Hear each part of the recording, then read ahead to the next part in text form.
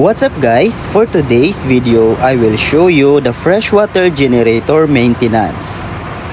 Proper and regular maintenance is very important to maintain the good working condition and acquire maximum production or rated capacity of freshwater generator.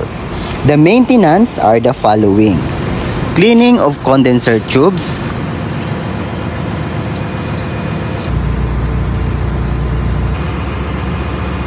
and replacing its zinc anodes, soaking with chemical the heater tubes or by chemical circulation.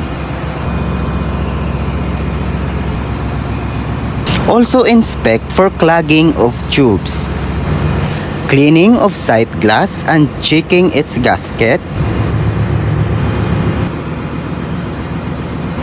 inspection and cleaning of salinity cell, checking of the flaps for air and brine check valves, inspection of demister or mesh separator and the deflector, overhauling and inspection of ejector pump and distillate pump, regular adding of chemical to the chemical dosing tank to prevent scales in the tubes.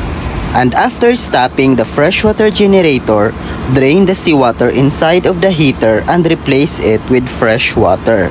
And last, inspect and check the flow meter.